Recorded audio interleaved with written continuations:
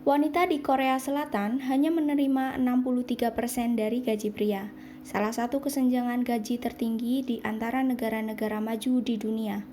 The Economist juga menempatkan Korea Selatan sebagai negara maju terburuk bagi wanita pekerja dalam indeks Glass Ceiling. Meskipun Korea Selatan merupakan salah satu negara paling maju di Asia secara ekonomi, negara ini masih sangat konservatif secara sosial. Wanita di Korea Selatan sangat sulit mendapatkan pekerjaan dan gaji yang layak. Selain diskriminasi terhadap pekerja perempuan, persoalan sexual abuse juga masih sangat tinggi di negeri ginseng itu. Halo teman-teman, selamat datang kembali di channel Mawar Merah. Kali ini kita akan membahas lagi tentang film Kim Ji Young Born 1982. Review kali ini kita akan fokus pada diskriminasi perempuan dan patriarki di Korea Selatan. Film ini diadaptasi dari novel terlaris yang mengangkat isu seksisme di Korea Selatan. Novelnya sendiri diterbitkan pada 2016 dan telah berhasil terjual lebih dari 1 juta kopi. Menceritakan tentang perjuangan seorang perempuan berusia 30 tahunan sebagai seorang pekerja sekaligus ibu rumah tangga yang harus mengalami diskriminasi gender dari lingkungan sekitarnya, membuat novel dan film ini menjadi karya yang mengusung nilai feminis di Korea. Namun, di waktu yang sama, Kim Ji Young Born 1982 ini juga memicu kemarahan para anti-feminis di negara tersebut. Dengan dirilisnya film adaptasi dari buku tersebut, perdebatan muncul kembali ke permukaan. Sebagai seorang perempuan dan ibu rumah tangga, Ji Young mengalami dilema luar biasa.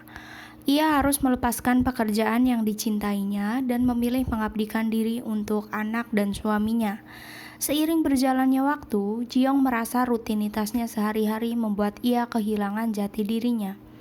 Selain itu, ia juga harus mengalami berbagai diskriminasi hanya karena ia seorang perempuan dan seorang ibu rumah tangga biasa. Meski terdepan secara ekonomi, Korea Selatan nyatanya masih konservatif dalam hal kesetaraan antara perempuan dan laki-laki. Ji Young dikisahkan lahir dari keluarga yang menganut budaya patriarki, representasi dari keluarga Korea Selatan pada umumnya. Ibunya meminta maaf pada mertuanya karena melahirkan anak perempuan. Pada perjalanan hidupnya pun, Ji Young kerap mendapatkan diskriminasi hanya karena ia perempuan. Semisal, harus berhenti dari pekerjaan karena dia hamil, atau sebagai perempuan, Ji Young merasa dirampas haknya secara perlahan. Ini yang membuatnya tertekan secara psikis. Film ini juga menyoroti pemikiran konservatif kebanyakan keluarga di Korea Selatan yang menganggap bahwa anak laki-laki lebih unggul daripada anak perempuan. Bahkan, dalam film ini digambarkan ayah Kim Ji Young lebih memanjakan anak ketiganya yang seorang laki-laki daripada memikirkan Ji Young dan kakaknya yang seorang perempuan. Di samping itu, Bibi Ji Young juga pernah mengatakan kepada Ibu Ji Young bahwa dia harus punya anak laki-laki. 2 anak perempuan tidak cukup karena anak laki-lakilah yang menjadi kebanggaan keluarga. Masalah diskriminasi gender dan budaya patriarki juga tampak dalam dunia kerja Ji Young. Meski ia adalah pegawai yang cakap, namun ia tak pernah mendapat rekomendasi dan promosi dari atasannya.